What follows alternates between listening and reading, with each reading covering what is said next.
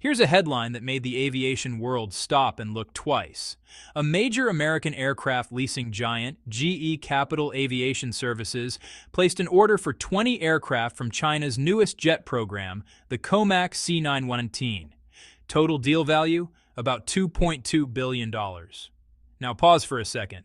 This isn't just any plane. The C919 is China's first serious attempt to compete in the large commercial jet market, a market that, for decades, has been dominated by two names, Boeing in the United States and Airbus in Europe. So here's the real question. Why would an American aviation powerhouse choose a Chinese-made jet? Why not just buy more planes from Boeing, America's own aviation champion? Or Airbus, which already has a proven global track record? To understand why this is such a big deal, imagine the aviation industry like a heavyweight boxing ring. For nearly 50 years, two champions have ruled it. They know the rules. They have the best trainers. They have loyal fans around the world. And then suddenly, a new challenger walks in. Young, unproven, from a country that has never before built a globally competitive commercial jet at this level. That challenger is the C919. To many in the industry, it was seen as a rookie. Ambitious, yes, but not yet battle-tested. Not yet globally certified in the same way. Not yet trusted by the world's biggest airlines. And yet, here comes a US giant placing a multi-billion-dollar bet on it. So is this just a simple business transaction? Or is this the beginning of something much bigger? Could this signal a shift in the balance of power in one of the most strategic industries on Earth? Because aviation isn't just about airplanes. It's about technology, national pride, global influence, and trillions of dollars in economic activity. And when an American company buys Chinese jets, people notice. To understand what's really happening here, we need to step back and look at the industry itself, and the two giants that have controlled it for half a century. That's where this story truly begins. To understand why this GE decision matters, you first have to understand one simple fact. For nearly half a century, the global commercial aircraft market has been controlled by just two companies. On one side, the American giant Boeing. On the other, the European powerhouse Airbus. That's it. If you board a flight almost anywhere in the world, New York, London, Dubai, Tokyo, chances are you're flying on either a Boeing or an Airbus jet. And in the most important segment of the market, narrow-body aircraft used for short and medium routes, the competition has basically been between two aircraft families, Boeing's 737 series and Airbus's A320 family. These are the workhorses of global aviation. They carry millions of passengers every day. Airlines depend on them like delivery companies depend on trucks. Now here's why this dominance is so hard to challenge. First, trust. When airlines buy aircraft, they aren't buying smartphones. They're buying machines that carry 150 to 200 people at 35,000 feet. Safety isn't optional, it's everything. Boeing and Airbus have decades of safety data, operational history, and regulatory approvals behind them. Aviation authorities across the world recognize their certification standards. That global acceptance creates a huge barrier for newcomers. Second, scale. Building a commercial jet is one of the most complex engineering tasks on Earth. It requires millions of parts, thousands of suppliers, advanced materials, engine technology, and global maintenance networks. This isn't like starting a car company. It's more like trying to build a flying city, and then proving to the world it's safe. The development cost for a single new aircraft program can run into tens of billions of dollars. One mistake can wipe out years of investment. Third, relationships. Airlines don't just buy planes, they build long-term partnerships. Pilot training, spare parts systems, maintenance contracts, financing packages, everything is connected. Once an airline commits to one manufacturer, switching is expensive and complicated. So for decades, Boeing and Airbus didn't just compete, they formed a duopoly. Two giants locked in a continuous rivalry, while the rest of the world watched from the sidelines. And that's where China comes in. When China announced it would develop its own large passenger aircraft, many experts were skeptical. Some argued that even developed countries had failed to break into this market. Others believed that without decades of experience and global certification credibility, any new Chinese jet would struggle to gain international trust. In other words, the C919 wasn't just trying to compete with airplanes. It was trying to compete with history. And history was not on its side. But then, something changed. And that's where the real turning point begins. When China decided to build its own large passenger jet, it wasn't just launching a product, it was launching a national mission. The company leading this effort was Commercial Aircraft Corporation of China, better known as COMAC. Its goal was bold: create a narrow-body jet that could compete directly with Boeing's 737 and Airbus's A320. That aircraft became the COMAC C919. But building a commercial jet isn't like assembling a high-speed train or manufacturing electronics. It requires mastering aerodynamics, avionics, engines, materials science, software systems, and global certification standards, all at once.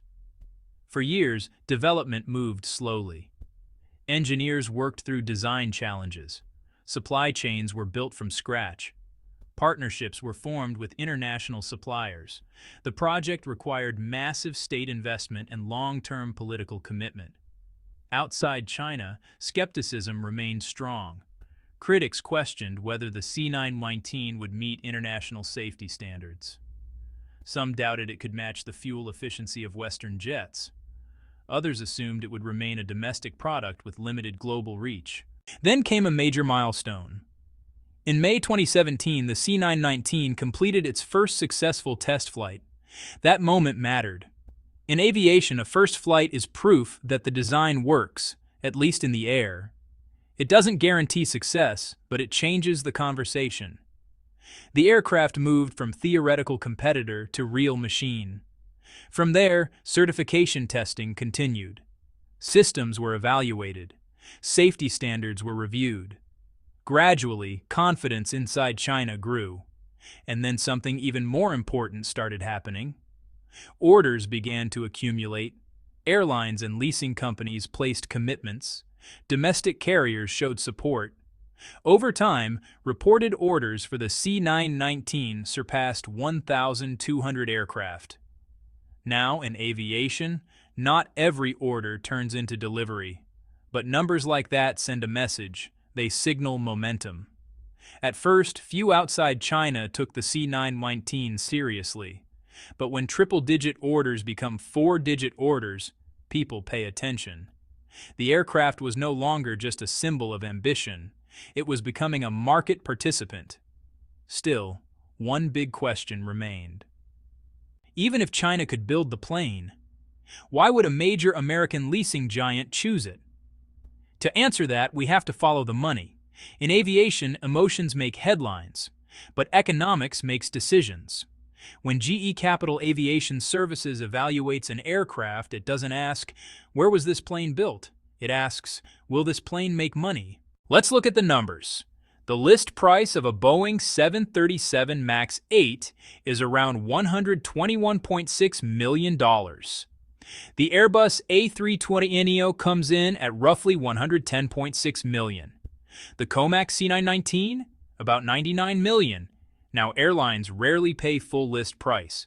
Discounts are common. But even after discounts, relative differences matter. If you're buying 20 aircraft, a $10 to $20 million difference per plane adds up fast. That could mean $200 to $400 million in savings across a single order. And in the leasing business, margins matter. Aircraft leasing is an asset-heavy industry. Companies like GECAS buy aircraft and lease them to airlines for years, sometimes decades. Their profits depend on purchase price, lease rates, maintenance costs, fuel efficiency, and residual value over time. Think of it like buying rental properties. If you can purchase a building at a lower price while still charging competitive rent, your return improves immediately. The same logic applies to jets. If the C919 offers similar range, seating capacity, and fuel efficiency at a lower upfront cost that improves return on investment, leasing firms can offer competitive lease rates to airlines while protecting their own margins. And there's another factor. When only two manufacturers dominate a market, pricing power stays with them.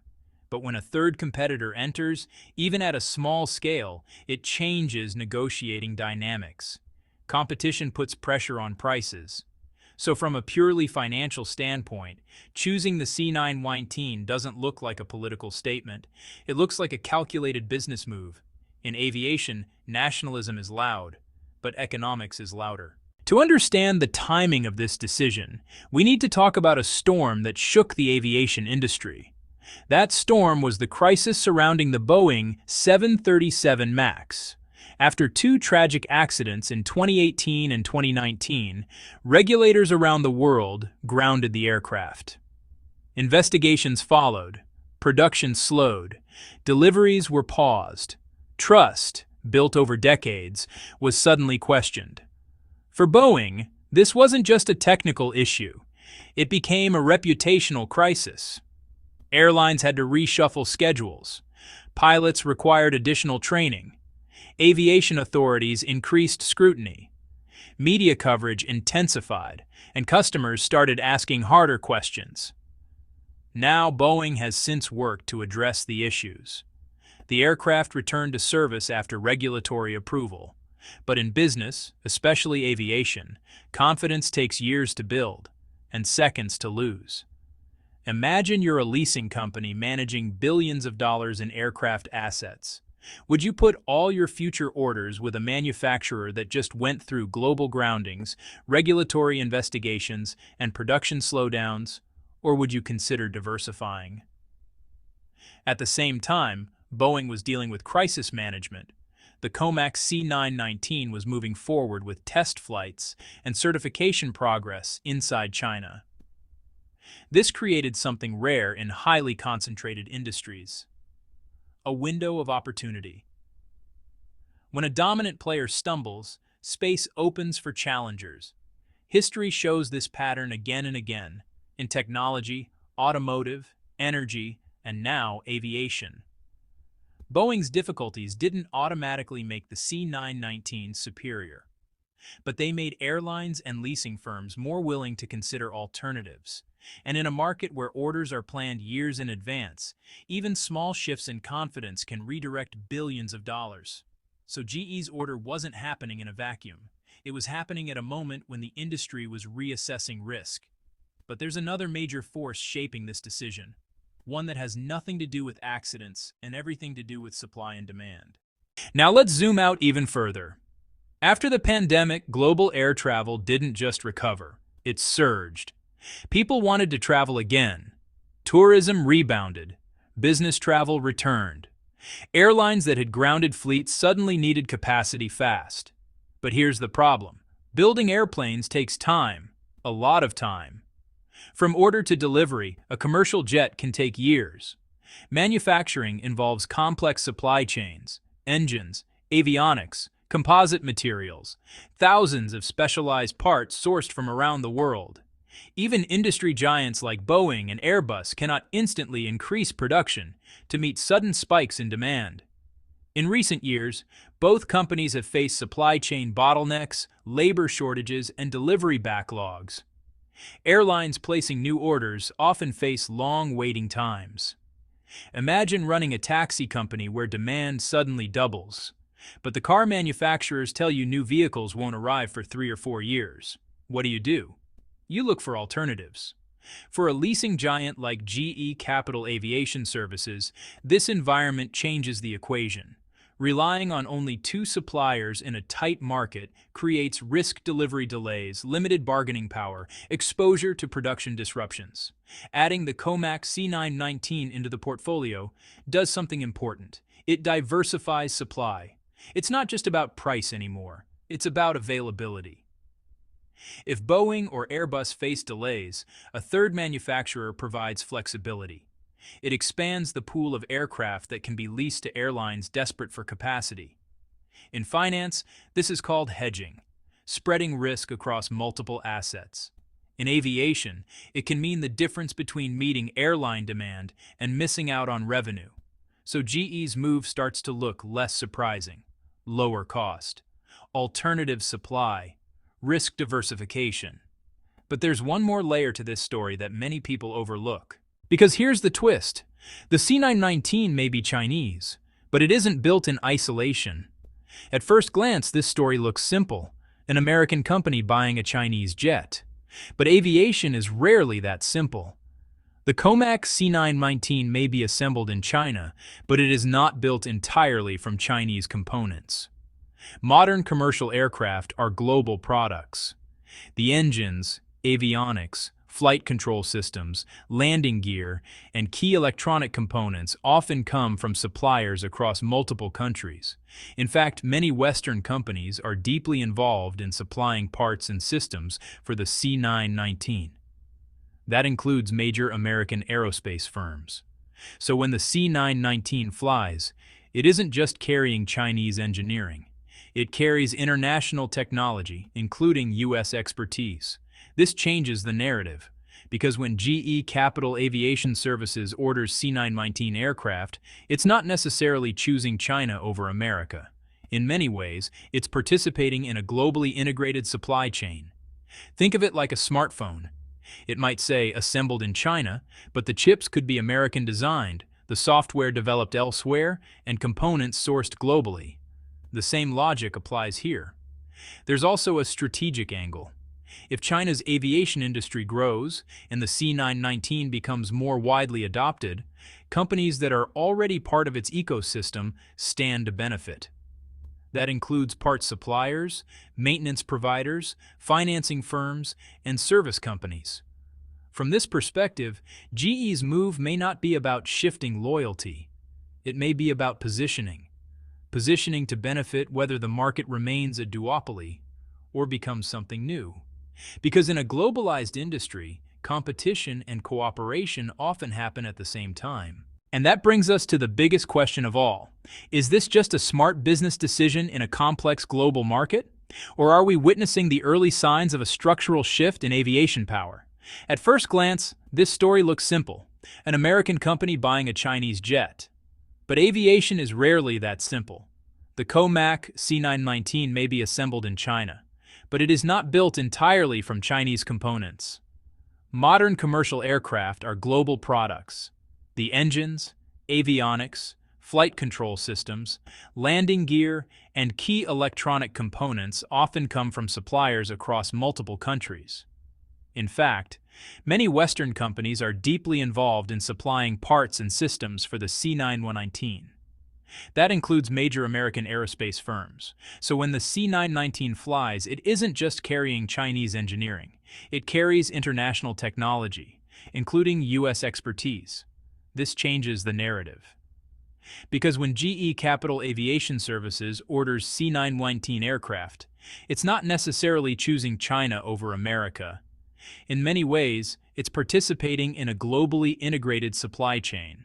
Think of it like a smartphone. It might say assembled in China, but the chips could be American designed, the software developed elsewhere, and components sourced globally. The same logic applies here. There's also a strategic angle. If China's aviation industry grows and the C919 becomes more widely adopted, companies that are already part of its ecosystem stand to benefit. That includes parts suppliers, maintenance providers, financing firms, and service companies. From this perspective, GE's move may not be about shifting loyalty. It may be about positioning to benefit whether the market remains a duopoly or becomes something new. Because in a globalized industry, competition and cooperation often happen at the same time. And that brings us to the biggest question of all. Is this just a smart business decision in a complex global market? Or are we witnessing the early signs of a structural shift in aviation power? Do you believe the C919 can truly compete on a global scale? Is GE's move purely economic or partly strategic? And can Boeing recover fully and maintain its dominance in the face of new challengers? If you enjoyed this deep dive into the shifting dynamics of global aviation, make sure to subscribe for more in-depth industry analysis. Because the skies aren't just about travel, they're about power, technology, and the future of global competition. However, price alone isn't enough to explain this decision. Timing matters too. And the timing of this order comes after one of the most turbulent periods in modern aviation history.